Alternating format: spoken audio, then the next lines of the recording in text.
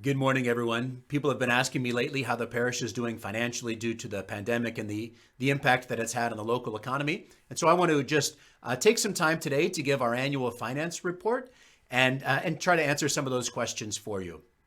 This is a report of the last fiscal year, July of 2019 through June of 2020.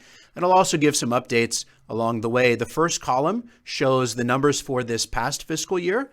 The second column, the numbers for the prior fiscal year, 2018, 2019, and then finally the percentage of change for one year to the next. As we begin by looking at our income, by far the largest source of income for the parish is our weekly collection. Thank you to all of you for your generosity. As you might have guessed, the collection decreased from one year to the next, mostly this spring, due to people being laid off of work, people not being at Mass, and some people only give when they're here. And so certainly the amount of loose cash in the collection each week has decreased. Many people have made up for this by starting to do online giving, by mailing in their donations. Thank you very much to everyone who's done that. Part of this is also just a matter of people getting behind. And so some people quit giving while they weren't coming, but then as soon as they started coming back, they made a gift that made up for the time when they were gone. And so a lot of this was made up in July and August. But of course, we did finish behind, and things are still not doing as well this year as they would have been in the past. Our gifts, memorials, bequests, and grants decreased by $250,000. That is mostly because we received one very extraordinary gift in the prior year of almost $300,000. And so that decrease brings us back to more like a normal year. Our school fees decreased by $25,000. That has mostly been a decrease in the number of students in pre-K here at St. Anne. Something that's brought us concern for a while, and this current year is even worse, as we got rid of our pre-K program in the end after a number of families pulled their students out due to fears regarding the pandemic. Moving on to page 2, the biggest change here was in the special collections. That number from 6,000 to 3,000. Those special collections, that's the Christmas and the Easter collection, which of course we weren't here for Easter this year. And so that Easter collection was almost zero. So that's the reason for the difference there. We expect that to go back to normal in the current year. All that together, our total income was about $1.7 million, a decrease of $260,000 from the prior year.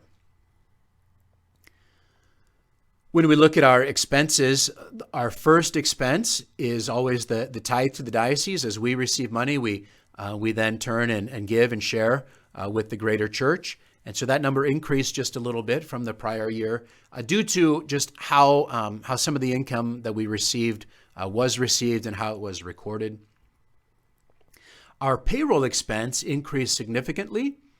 We've been working really hard to better compensate the people who work for us, especially our school teachers and the rest of our staff members. They're all paid less here than they would be at a different place because of our own financial situation. But we've been working on making that better, and we made a significant advance this past year.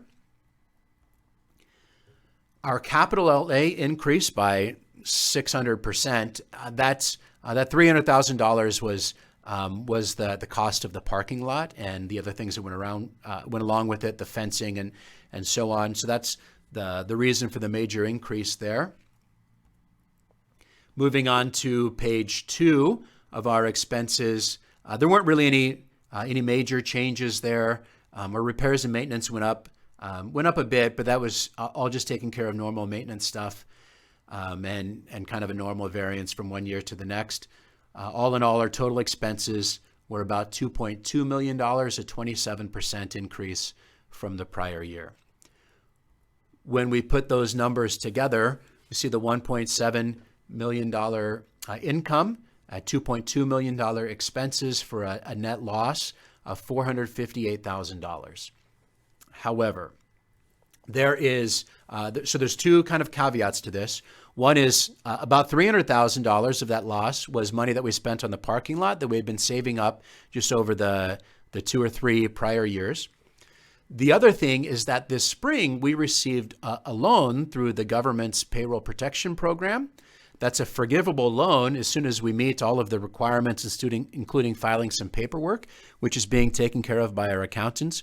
We expect that to be forgiven totally, but that income is not recorded here in the income because it was just a loan and at the time of the report, not a permanent form of income. But that was about $212,000. So that would make these numbers look a lot better if it was recorded here, and it will end up being recorded in the next fiscal year. Finally, we look at the balance in the various accounts at the end of the fiscal year on June 30th of this past summer. I mentioned before that the Payroll Protection Program loan was not included as income. It is, however, sitting in our checking account, and so it is recorded here, and that's the reason why, even though we had a net loss reported of $458,000, we only show a decrease of about $200,000 total here. But that money was sitting in the checking account at the end of the year. Our savings account decreased. We pulled out about $400,000. That is mostly to pay for the parking lot, but then also to meet some expenses while we were waiting to receive some grants. The savings account and then our two main endowments, the Parish Endowment and the School Endowment, kind of consider those to be our emergency fund, which we want to stay at about $300,000.